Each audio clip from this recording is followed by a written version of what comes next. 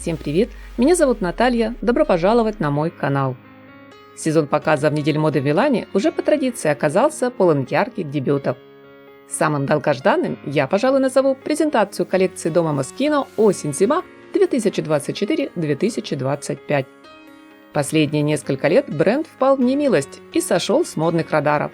Так что публике не терпелось узнать его дальнейшую судьбу под крылом Адриано Апиолазы. Перед экс-дизайн-директором Loewe, а ныне креативным руководителем Moschino, стояла тяжеленная задача. Ведь в последние годы итальянский дом моды особо не жаловали. Некоторые даже желали ему закрытия.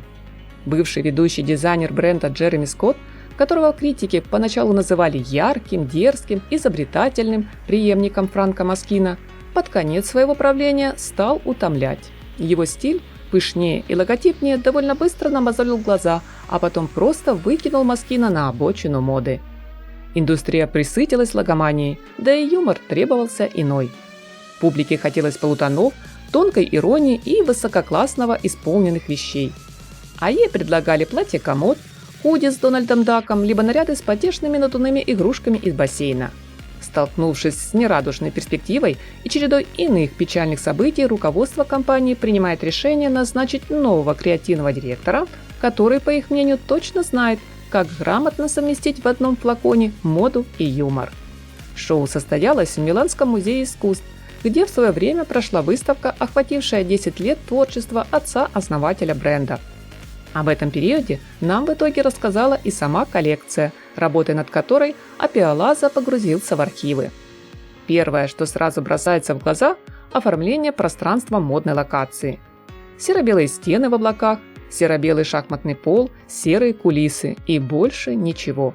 Получился разительный контраст с тем, как выглядел сет-дизайн при Джереми Скотте, любившем выстраивать на подиуме грандиозные театральные декорации.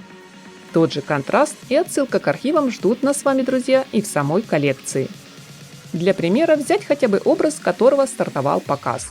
Бежевый тренч, алые туфли, продуктовый пакет с парой багетов и зеленью. Подобный несла когда-то в руках одна из моделей на шоу Moschino весна 94-го. Плюс болтающиеся ниже колен бусы из жемчуга.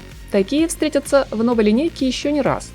Здесь я напомню, Франко любил иронизировать над жемчужными нитями Шанель, а еще над маленькими черными платьями и твидовыми жакетами.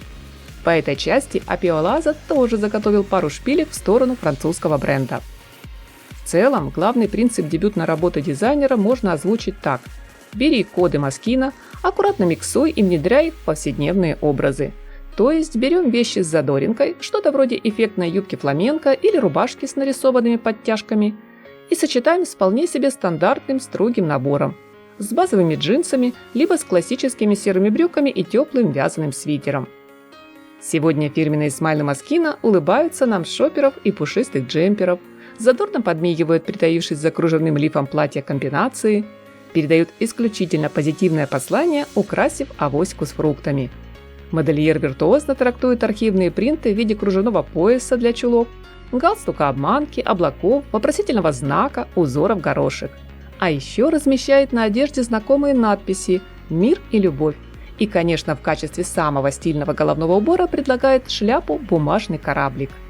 Все это напоминало возвращение к жизни персонажей Moschino неординарных личностей, начиная от безумной домохозяйки и до сумасшедшей рок-звезды.